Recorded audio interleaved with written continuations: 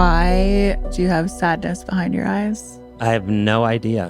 Welcoming sadness, it's just a slowing down. It's almost poetic. It can be a very beautiful experience. Josh Pais. This man played Raphael in Teenage Mutant Ninja Turtles. Basically, if you've ever watched a movie or TV show, chances are he's been in it. Please welcome the great Josh Pais. We've been conditioned to believe that fear is bad.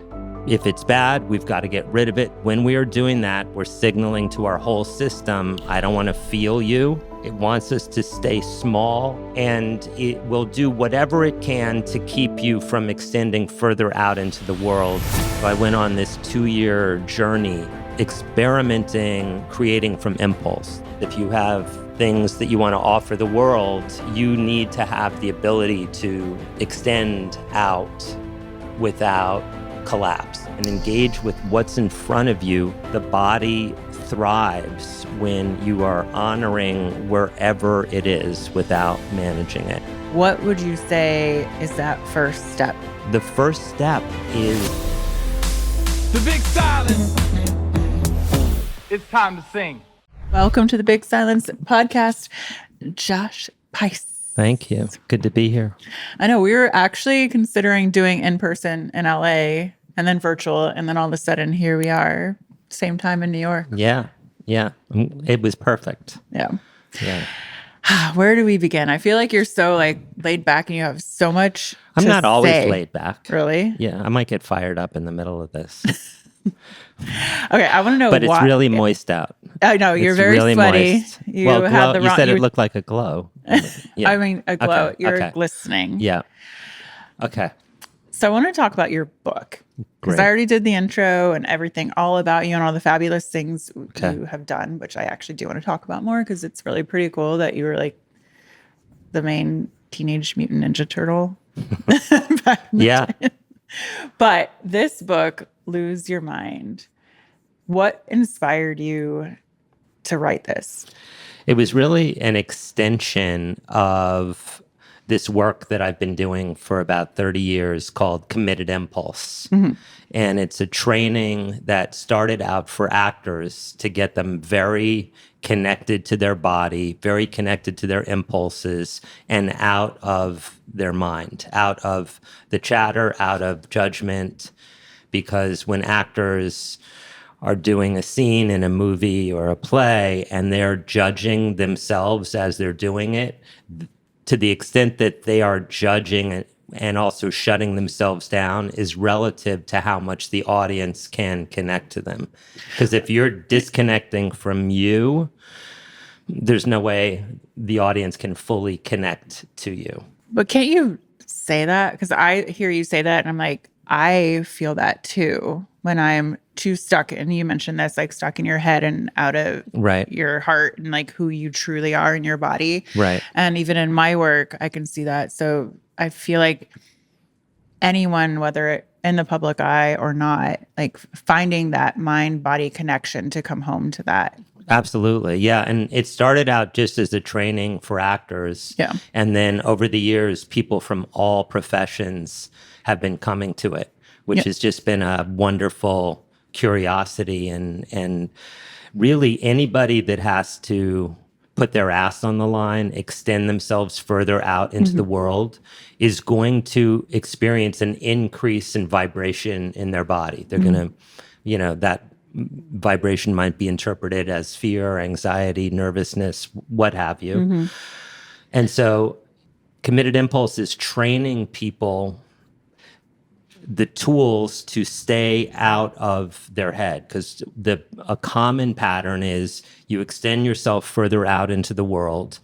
All this, say, fear starts, and we've been conditioned to believe that fear is bad. And so if it's bad, we've got to get rid of it. So we somehow suppress it. We might do some kind of breathing thing, but we try to get rid of the fear. Yeah. And when we are doing that, we're signaling to our whole system, I don't want to feel you. And then because we're alive, our attention goes into our head, and then we're listening to how we suck. I love to have this conversation because I've had that I suck conversation with myself many times, and anxiety and am I doing enough? Am I doing like great at my job? And am I providing? And there's so much stress in that. And as actors, I can see like would it be kind of like imposter syndrome or? Yeah, I mean, there's so much to unpack right there. First off, like every single person has the worst thoughts in their head.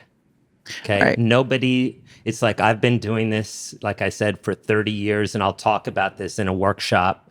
And then somebody will come up to me on the break and it was like, yeah, I get what you're saying, but my mind is really the worst. Well, I love in your book on page 79, you mention, and Deepak Chopra, who I trained with meditation under, and you talk about 65,000. I think it's like 80,000 sometimes. Okay, it's gone up. Yeah, it's gone up. We have more thoughts now. Yeah. And all those thoughts that are running through our head, and usually they're repetitive ones and negative ones. So what are your thoughts on thoughts? My thoughts on thoughts are they are there to there's a function up here somewhere that wants to keep us out of the moment because that system has the notion that we'll be safer. It wants us to stay small, wrapped in a blankie in a very safe space. I mean, in terms of nervous system, my image of our nervous system is like many generations back, a grandma, could be a grandpa, who can't see very well and is like, don't go outside. What's going on? Don't do anything. And it will do whatever it can to keep you from extending further out into the world. And one way that happens is by all these debilitating thoughts. So how to get out of this whole system, like generational trauma, is that what we're talking about? No, but I mean, who doesn't have trauma? Yeah, right. I mean, it's just gotten, it's like when kale got big, But yeah, it's just passed down. It's like a way to be protective and safe. And in this world at this time, if you have brilliant ideas, if you have things that you want to offer the world, you need to have the ability to extend out without collapse. And the collapse is often this chatter that stops us. So one piece of this is that we've been trained to believe that there's good and bad sensations. And as soon as we feel them, a bad one, we're going to suppress it, like I said, and then we're up here living in here. So is there like a sensation that you don't like to feel, or when you feel it, you judge it as bad, or maybe something you feel right now? I've struggled with anxiety. Okay. I didn't know. Okay. Until 2017, when I could give it a name and went to therapy and realized that that's what it was. Okay. Surrounding growing up with a schizophrenic mother who was homeless. But I want to pull it. I want to look at. Hang on. But if anybody tunes in to their body, they're going to feel their full range of sensation, including anxiety, including fear, including joy, including ecstasy, and it can happen very fast, almost faster than we can identify the reason for it. But what's your actual experience of anxiety? Like, what do you actually feel? Like what I feel, not why. Take why out of it. Upset stomach. Okay. Nervousness. Okay. And nauseousness. So dizzy. I'm going to slow it down. So when you feel nervous, what are you actually feeling? Like what's happening in here that you're like, oh, that's nervous? If you boil down to the purest... Nauseousness. Okay. So my dad was a theoretical physicist who worked with Einstein. Yeah. And when I was a little kid, I was like baffled by what he did. And there was a table a little lower than this next to me. And I was like, what do you do? What's your job? I don't understand what you're doing, these calculations. And he said, the smallest part of this table, Joshua, he would call me Joshua when it was like pretty serious. The smallest part of this table, Joshua, and the smallest part of your knee are the same things, atoms. Atoms, yeah. And that's what I explore, the building blocks of the universe. And so as I've been experimenting with committed impulse and all the work that I've been doing, I've been experimenting feeling emotion as an atomic vibration, because at its essence, this is all atoms. And emotions are these frequencies and patterns. And if you tune into the actual sensation, it becomes the good and the bad drop away. So if you're like atoms, like when you feel anxiety, is it like upper body, lower body? It's either mid, like here Okay. and belly, or up in my heart. Okay. And then sometimes up in my head, Okay. which makes me dizzy. Okay. But I've gotten a lot better. Okay. So what are the atoms doing like in your solar plexus or belly? Like what is They're stirring shit stirring? up. Okay. Like, and do it with your hand. Like Yes. what are they like? They're like, Okay. Yeah. Like a chaotic Yeah. pattern. Okay, great. And what do you feel right now? Like in terms of the atoms, like what's the loudest vibrational area in your body? I feel pretty calm And where do you feel that? in my jaw. Okay. And And what up are here. the atoms doing in there? I don't know. Well, what do you, I mean, I just feel like a calmness, but I like, also, and is that like a slow movement? Like what's the, I've I'm just trying to like check in it's- with my atoms. Well, yeah, just what is the actual thing in there? Like for me, if I'm calm, it's usually like kind of like internal energy is kind of slow and steady. It's just like, Yeah. it's like moving like that. I have a recent thing in my life that happened, which is great, where I have this certain calmness about me now, where I'm not Okay. experiencing anxiety anymore. And my body feels like I can breathe. So my atoms are letting me breathe. And even being overstimulated when I come to New York, I'm still at this, like, I don't think I've ever been this calm in New York. That's Tell me- lovely. Tell me what's going on. Oh, I don't know. I mean, I just, back to committed impulse, actors starting out initially with actors feel like if they're nervous, anxious, that it's bad, that that they have to do something with it. And what this training is about is using that charge of those sensations to create with. And that if you don't hold any of it as bad, it just creates the most authentic way of presenting, acting. I've had lawyers who, wanted to do, were doing closing arguments, and they could see everybody checking out because they were checking out from themselves. And just by having them tune in, they saw that, the jury, sparked up and became more alert. I've worked with surgeons who in the middle of a surgery Oh my with gosh. like, a few things going wrong. And there's a story about it in the book. And he'd trained with me for a couple of years, and he could feel what, this pattern of some anxiety. He was suppressing it, and he was going in his head, and he wasn't present with the intensity of the operation. It was a brain operation. Which you have to be so fully present for. Yeah. And he just used these 4 access points, which I can go over if I you would want. love- yeah. To bring himself back into the moment. And that also opens up intuition, so he could handle the operation perfectly, and the patient thrived. Can we talk about these 4 4 access Yes. points? Absolutely. Let's start with I'm back. Okay. So there's a period of time when our mind takes us away and we don't know. Like we're completely, buying surfboards while we're talking to someone, and when we hear maybe, 10% because we're in this thing. or we're worried about what we did, how we handled a situation, whatever, we get pulled in. There's a period of time where we don't know that we've gotten lost in this spiral. The moment that you realize it, you say out loud, I'm back. Okay. So I'm back. If you can't say it out loud, say it to yourself if you're on a podcast. Or on stage or acting whatever. or Exactly. whatever your job may be at the moment. Yeah. So that's just catching and breaking the pattern of perpetually checking out. Then you want to latch on to information that's not up here.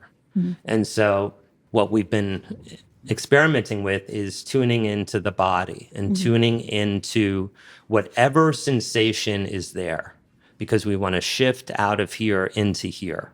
And it can literally be like right now, I can feel my feet crossed at the ankle down near the floor. And like, that's just one sensation. I can feel energy in kind of the back of my head. I feel pretty calm too. So it's tuning into this information. And then it's also just breathing to feel. So you want to breathe to increase your connection to your body. And then, like with this candle, say, you want to tune into your immediate environment and experiment seeing in terms of color, shape, texture, lightness, and darkness. So you're seeing how a baby might see it, like literally seeing it, just going candle, but just to see the exact shape of things. And that just quiets this. It pulls us in here, and these 4 access points open the creative channel. Do you ever do the wheel of awareness meditation? And I'm not familiar with that. It's kind of like that, like focusing this or shifting your thoughts or imagining this. You go through all the 5 senses, whether it's imagining the smell of a rose and being able to go through there, imagining the smell of rain on a New York City sidewalk and being able to shift your mind into all these things and realizing how you can shift your mind, and then going like one of the quadrants, there's 4 quadrants, and one is you being able to feel excitement, and you take a moment there and you feel excitement, and then feel anger, and all of these pictures of anger come across your body, and you can feel it in your body. And then it's like, let me feel joy, and then you can shift and you can feel joy. And it's such a great meditation because you realize how you can control your mind to feel all these emotions, to be present with all these senses. And it kind of reminds me of that, like how you can control your body and your mind, and how much power is in that. But cool. Yeah. I mean, I also am, been exploring what it is to step into the unknown and to let go of control. Yeah. Which sounds like that's in there too, but it's because we don't know what we're going to feel we don't know what we're going to feel in 5 minutes from now unless we're managing it.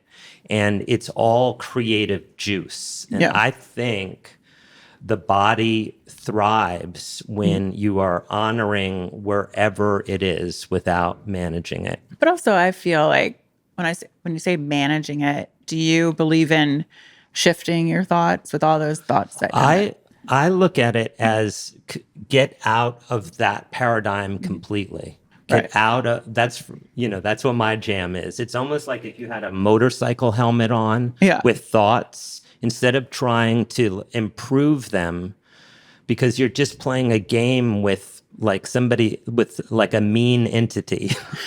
And for me, it's like take the helmet off with the speakers and engage in here and engage with what's in front of you, and that's where creativity lies. Yeah. I mean, and I'm talking also particularly in the moment of creation, in the moment that you go out to present something, that's not the time, from my point of view, to try to improve your thoughts. It's get out of that paradigm completely and come in here and stay out here. Yeah, because you speak a lot in your book about just allowing feelings and emotions. And so speak more about that, on allowing yourself to just feel. And maybe I'm wrong and my perspective is different on how I can shift my feelings or my thoughts. No. There's no wrong. There's no. I mean, But how we're has all, just feeling and letting feelings feel? If you just before this is kind of lead into that, but any sensation that you fully connect to will shift in 7 to 12 seconds. Mm-hmm. Yeah. And so I say if there's nervousness, like party with it. Like, okay, bring it. I'm going to feel it, but I'm not leaving. I'm going to feel this, but I'm not going to disassociate or. Yeah, I'm not going to, like, I'm going to, I've got a big charge, but I'm going to stay with whatever it is that I'm doing. And then it's going to move into something else, into calm, into fear, into joy, and it's just these atomic patterns at their core. And it's really not bad. Yeah. From my point of view. I agree. I mean, do you want to see how fast the sensations can move? Okay. I'm pretty sure. Yeah. Okay. Let's right, do it. Let's do it. Let's have fun. So what do you feel right now in this moment, like in your body? Just take a breath. Again, I'm calm. Okay. Where do you feel it? A little tired. Okay. And being in New York all day and traveling. So where's the calm now? In my chest. Okay. All right. So just take a breath and just notice it and see if, maybe it's going to get calmer, maybe and just notice that it's changing and it's just none of it's bad. Yeah. I mean, I'll notice when I'm calm because I don't know if this makes sense, but maybe it does. But I'm calm and my right foot has been injured and in pain. But my pain, like I don't feel the pain in my foot when I'm calm. I've had an injury for 5 weeks and wearing an air boot, and I can't feel it when I'm calm. Right. Awesome. Yeah. And you talk a bit about chronic want pain me too. to let me do it. So right now, like in the center of my chest, it's kind of palpitating feeling. I feel a little sad behind my eyes. I feel my heart feels very open. I feel my feet on the floor. I feel like as I'm doing this, I'm slowing down internally. When I'm working with people in various exercises, just to get them to connect to whatever is there as the entry point to create with. Why do you have sadness behind your eyes? I have no idea. Yeah. I have no idea. Because sadness will come and then it'll shift and shift and shift. You don't know where it comes from, though? Life. I don't get too caught up in because most of the day I was just kind of ecstatic and bubbly, and then I took a nap, and then I felt refreshed, and so it's just vibration. I call it sadness, but the actual experience is a little kind of from my eyes back, and just the energy is moving downward. Mm-hmm. And it's not welcoming sadness is, for me, and a lot of people that, experiment this way, it's just a slowing down. It's almost poetic. It's almost like I can see more clearly and more slowly if I don't try to do anything with it. It can be a very beautiful experience. I can see how you're so connected with your body and your atoms, and how that in the work that you do, then you train people to be that connected. Yeah. So as an actor too, now I'm understanding more of how you teach people to be connected with, like, what do you feel here? Or if you need to go there, how do you get there? So what do you mean? If I need to go where? Like if you're acting and you're filming something, and to get into your emotions, would you take some of this work into mind of like, remember how I felt at that point where I had sadness in my eyes, and can I get back to that point? Oh no. It's not about getting back to any point. Yeah. It's all about like this moment. It's all about creating from exactly where I am in this moment. The bizarre thing, like sometimes in my class, I'll say there's an acting goddess, but I'll say this to everybody, regardless of their profession. There's an acting goddess that gives you the exact perfect set of body sensations for any given moment. But our mind will disagree with it. Our mind is like, that's not good to, don't.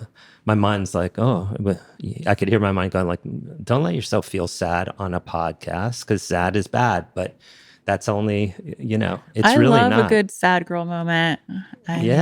Sad's like, it's part of all these emotions are in our design. Yeah. Like it's in our DNA that we can experience sadness, joy, ecstasy, all of it. When me and with, this may not be for everybody, but when people that I've worked with get on the train of exactly where they are, for one, they have so much more energy because they're not using energy to shift out of where they are. And the shift keeps happening and happening. Where did you learn all this or come up with the concept and belief of how you look at life and energy and atoms? Early on, when I was experimenting with acting, I had moments where I was completely present. They were fleeting, where I was just in a scene and I wasn't judging the other actor, like, why are they saying that line that way? Or I wasn't judging myself, like, is this going well? And I wasn't, if it was theater, I wasn't judging, is the audience, what's happening? And there were moments where I was just in it. I was only talking to that person. And I wanted more of that. That was very exciting to me. But it seemed very like it would happen and then it would not happen. And I didn't know what is the muscle. And so I went on this 2-year journey training with people from all over the world that were experimenting, creating from impulse, that were working from the body. And after that, I never planned to teach. People started asking me to teach. NYU started asking me to teach. And I'm like, I am not. I have no master's degree. I am not qualified to teach, but the requests kept coming. And so it really started. So I got a group of actors together and we started experimenting. And I could see when they came into a situation or a scene and they had decided how they were going to do it. They had had all their moments, and all their choices made sense. But it just wasn't fun to watch because nothing spontaneous was happening between them. It was a long experiment. Like, how can I get it so that instead of I'm going to bring my preset thing and I'm going to bring my preset thing and then they'll kind of like happen and then that's it. As opposed to like, how can this actor bring their energy and this actor bring their energy so that as they meet, it's something that's never happened before. And so that's, it was experimenting. How can I get them there so that they have the bravery really to step into the unknown and to create fully? And the more we step into the unknown, the more magical it is. There's like it takes a little leap of faith because it's the unknown, but it's so much fun. It's like, it's so juicy. I love stepping into the unknown. I love surprises. I love taking risks, challenges. But for someone listening who's afraid to step into the unknown and move forward, like, what would you say is that first step? The first step is to recognize that it's natural to feel fear as you're doing something you've never done before, but to let the fear, the energy of fear be the entry point. Like if you play with it, it's just energy, which really it is. It's almost like your system is giving you energy to do the task at hand. Yeah. And so there's no ideal state to be in order to create, in order to live your life. I know it's so contrary from what, this myth from my point of view that there's good and bad. And that I think is what, as long as we hold that to be true, it's going to create so many problems. Like addiction is, it's like, I don't want to feel this, I'm going to do that. I'm going to eat because I don't like this. I'm going to lash out at someone because I can't, because I've suppressed myself so long with things that I didn't want to feel, that it just explodes. So, in your opinion, how do you learn to love fear and feel it in your body and be like, Practice. Thank you, fear. Well, you're welcome. You don't even have to thank. It's just there. It's like it starts with feeling the energy of it, not like it's fear and like, how do I process it? It's like, let it happen in your body. Trust your body. Trust that what's happening in here is amazing. Like a lot of times in my classes, I'll say 100 years from now, you're going to be floating around up there and you're going to be like, oh, anxiety. I remember that kind of like buzzy feeling. Oh, joy. Oh, fear. Fear was even kind of cool. It's just a matter of experimenting, and the book kind of has so many exercises in it at the end of each chapter, just to invite you gently to let yourself be, to let yourself, just ride the journey. You have to ride the journey, because without one, you can't have the other. Without fear, you can't have joy, all of that. Yeah. And that's the beautiful thing. And you seem to have such a calmness about you and life. Like, how did you get to this stage? I heard you grew up in Alphabet City in New York. Yeah. Tell us about that. Well, I grew up in when I was a kid, it was Avenue A, B, C, D in Lower Manhattan. And it was the most dangerous, vibrant, run by drug lords and tons of artists, because they were the only ones that could afford to live there, like my mom. And it was like everything was out in the open. And it was very intense. It was a very intense. So you had very intense childhood. Very or maybe intense. You had to find that.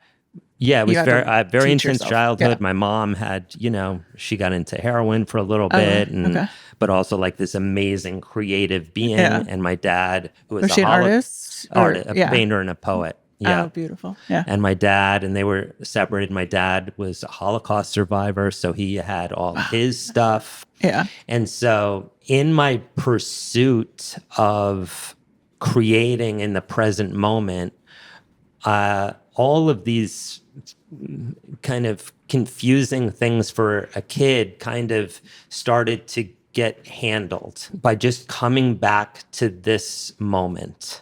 Yeah. And so, I feel the full range of body sensations. So it's not like, I would say the more that you do this, in a sense, not that it's the goal, but it's like the more balance, the more steady it is, because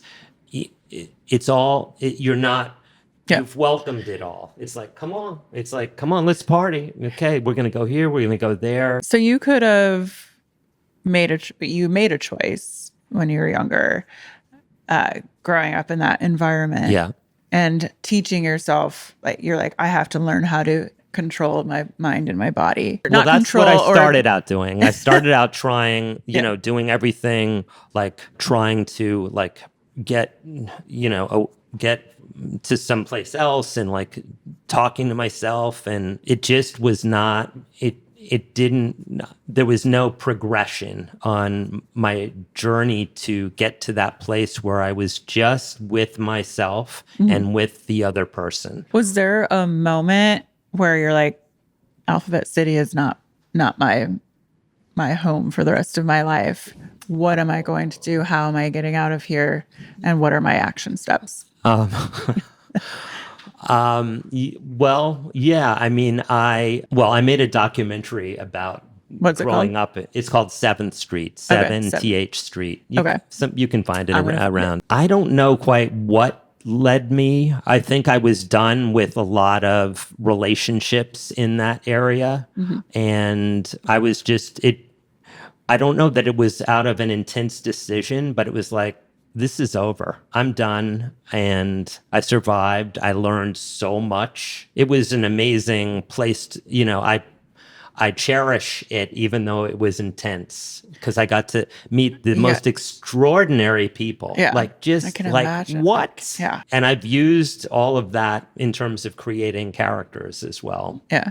Do you stay in contact with anyone from back then? Some, but Yeah. not that many. Yeah. Does anyone still live there? Some, Yeah. yes. Yeah. Yeah, absolutely. And the neighborhood's, it's evolved. It's become, quite a trendy area now. Yeah. I had never heard of it before. Yeah. Yeah. No, there's great restaurants. Yeah. Avenue A, B, C, D. Yeah. And it's still, you can feel like the grit of it, but you're not putting your life in your hands by going there. Yeah. Because you could have had that choice to turn to drugs or violence or anything, and you just had this like gut feeling that wasn't for you. You had something greater. I had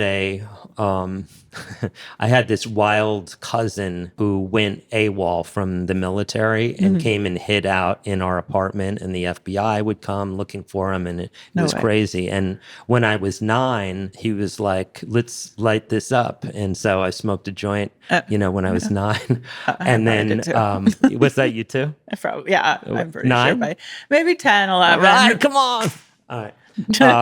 And then later in my 20s, I was smoking like every day or like every other day. And I finally realized that what I was doing, I was trying to get away from different body sensations and different emotions. And I was using it as to eliminate and avoid feeling my full range of body sensations. Yep. And I was like, that's not how I want to live. And then, gave all that up, and it just opened up so much aliveness for me. When did you decide you wanted to be an actor? Probably when I was about 9.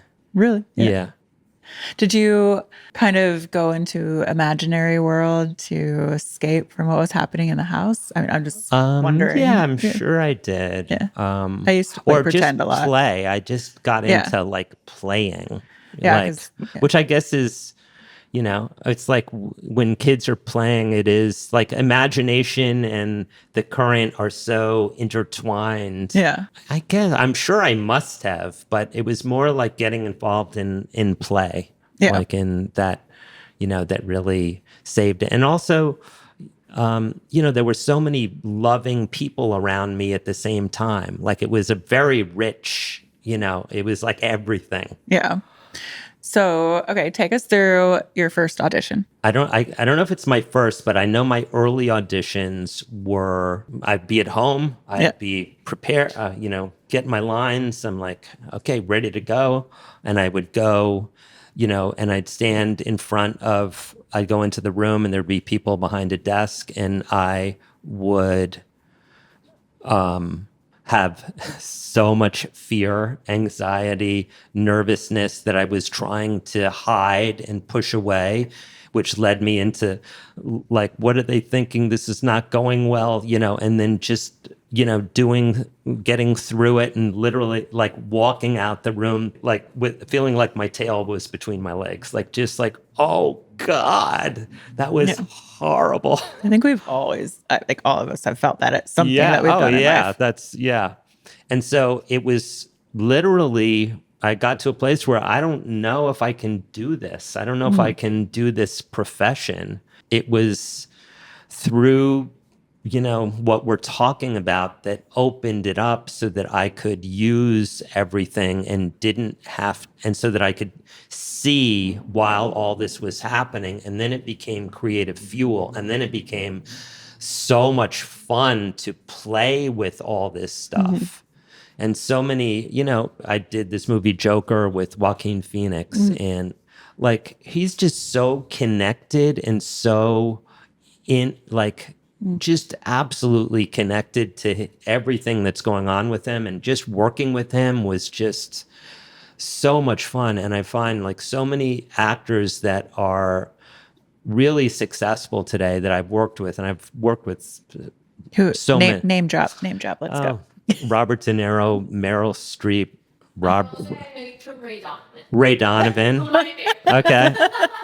Ray Donovan. I recorded on Ray Donovan. I recorded on Law and Order. I recorded on Law and Order SVU. I was on Damages, Rescue Me. Busy man. Yeah, Philip Seymour Hoffman, Sam Rockwell, Mark Ruffalo, Steve Zahn, so many. Yeah. Bruce Willis, Edward Norton. Because you've had over 150 movies or Movies something? and TV shows, yeah. That's incredible. Yeah.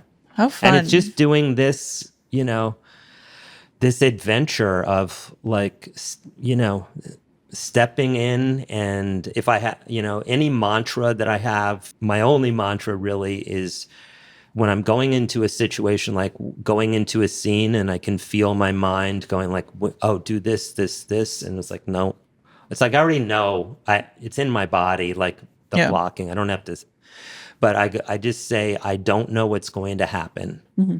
And I tell my nervous system, we're okay. We're not going to die, but I don't know what's going to happen. And then it opens up, like going into the scene, and you're really there, and it unfolds like magically. But when I started out, I was like, everything was locked. I'm going to do it this way, this way. So I'm going to ask you, what did your body feel the first time you booked something? Just that was like, holy shit. I mean, the very first movie I did was a little movie. It was not that little. It was called Jackknife. It was with Robert De Niro and Ed Harris. You're like, little movie with Robert De Niro. No. And I was like, I'm doing a scene with Robert De Niro. I had 3 little scenes, and I was first ecstatic. Mm-hmm. I was over the moon, and then, and then I went into my head and like, oh my God, what if I screw this up and they're going to see them? Prior to that, doing that, I'd only done theater in these little basements, and, and in those theaters, the main note you got from the director was, make sure it's loud enough to get to the back row. Talk loud, and they can't just be loud. Loud, because sometimes a boiler would kick on. You had to be loud enough. So we're rehearsing. I'm rehearsing with De Niro, and the crew is watching because they need to see how to block and light the scene. And there's a craft service table way down there, and so he says his line to me, and I don't remember what the line was, but I said, oh, that's a great idea. And then he would only talk to me, and I was like, that's interesting, and, I'm sure the director was like, how did I hire this guy? But as it went on, De Niro, he only talked to me. Mm-hmm.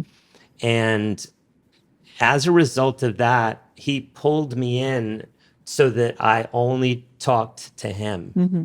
And it went from like a master and an amateur to like 2 people connecting. Yeah. And I'm That's sure the director was like, phew, but, it was like that was such a major lesson. It seems so obvious, like just only talk to that person, but had to let go of all the people in the room. Yeah. And that's really hard to do. Yeah. It is. But the more that you practice it and breathe and play with the 4 access points, if you really, stay with someone, look at them, you don't know what's going to happen, but that's the deliciousness. But it's like, it takes some bravery, but then the more that you do it, it's just like the best. Yeah. It's so good. Is there anything in your life that you haven't done yet that you want to do? So much I want to do. Tell me. I mean, the first thing, honestly, when you said, is there anything I want to do? It was like, it was like some sexual thing, but, okay, I'm back. So I just want to, I want to share this book Yes. and the contents of it with the world, because I firmly believe that so much mental health is the result of us thinking that what's natural to us is bad. And I just feel like the world needs everybody more connected to their heart. We've seen the results of a world where everybody is operating from their mind and I'm good, you're bad, and all that nonsense. And it's not working too well. So I really believe that this can help. And so I would love to see this work extend out into the world and make an impact, big or little, with as many people as possible. I think that's so important. I mean, even the work I do, it's just little things that if everyone could just put a little bit of good in the world, Yeah, imagine what change to make the world a better place. absolutely. I mean, through Big Silence and mental health and ending stigmas and having conversations to tone it up and getting people's bodies moving so that their Yes. mood is better and Yes. eating healthy and Yes. just we need more of just goodness and Yeah. wholeness and I feel you. Yeah, I totally agree. So that's that, that's a piece of it. I want to, in whatever acting roles are coming down the pike, just things that challenge me to create from other parts of myself. what would your dream role be that you haven't done yet? Two things come to mind. One is just like a piece that really explores like a rich, complex relationship. Those things really interest me, especially I can't help but adding like humor or I almost see everything as a comedy, even the most serious things. So something that has that. And also, I see homeless people on the street and I feel like each one of them has some story to tell. Like what happened?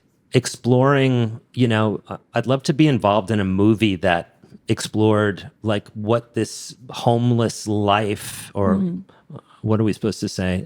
Not without home. I don't know. Unhomed. Unhomed, whatever. We know what we're talking about. My mom was homeless for Okay. much of her life, so I understand. Yeah. Oh, wow. And to know like her story and where she and how she got there.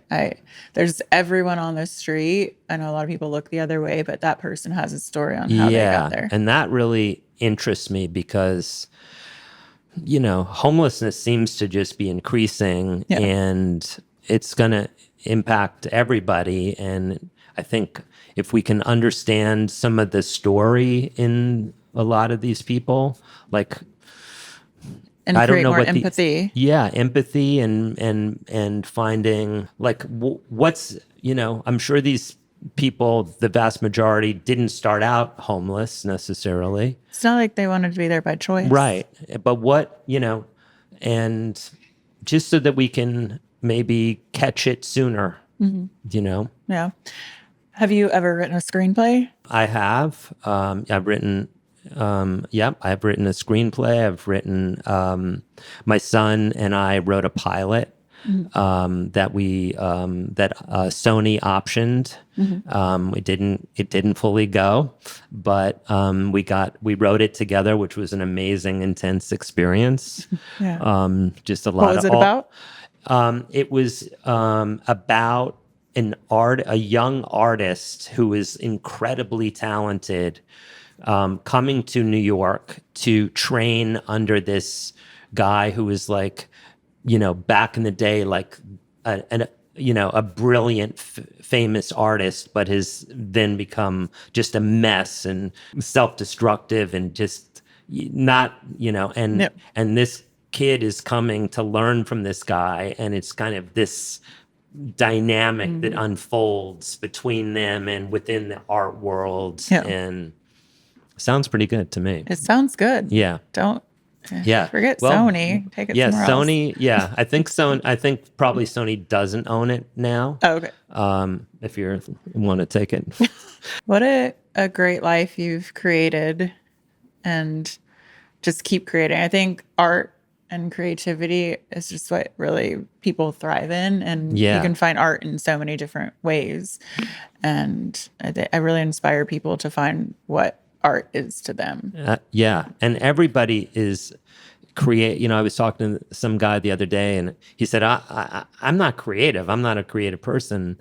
And I was like, well, if you're making breakfast, like that can be your art. Do you know what I Yeah, mean? If you cooking. just bring your art to like, even how you put it on the plate, like it just, we all are artists and scientists are ultimate artists. Like you need that you need creativity, and the world needs it now because there's things that need to be solved. And if we're not using our creativity, we won't see what's possible. No. Well, Josh, covered a lot there. Okay. Good. Lose Your Mind. It's out now when this podcast comes out. This Yeah. is September 30th it comes out? Or September so 30th. 5 days. This podcast is planning to be out when this is out. Great. Where do we get it? Everywhere. There's this new thing called Amazon, and this might be like a farmer's site, but it's like Barnes And Noble. Oh, okay. Yeah. Yeah. There's Barnes and Noble, and then there's these stores that sell books inside them. They have like rows of books, So and they find one of those. You could go into one of those kind of stores. Yeah, or just about Google. Have you? I've heard of that as well. You put you slide that name into the Google, and then it'll say, "Oh, you could buy it here." Wow. Yeah, it's I kind bet of you can amazing. Have you heard of Chat GPT? Yeah, like us. Yeah. We Chat GPT. Yeah. Yeah, I'm I've sure heard you of can it. say, hey, where do I find Hey, this Chat. book? Yeah. Hey, Chatty, where do I find Lose Your Mind? Yeah. And they'll be like, So is ChatGPT going to absorb my whole book no. already? You think already, even before it's out? Crazy world. But the book is real, and there's a lot of funny stories. Yeah. All these amazing people that I've worked with, including like De Niro and Meryl Streep and everybody, Joaquin Phoenix, like so many stories of, So go get Lose Your Mind so you don't lose your mind. Have fun. Thank you for this conversation. You're welcome. The big silence. It's time to sing.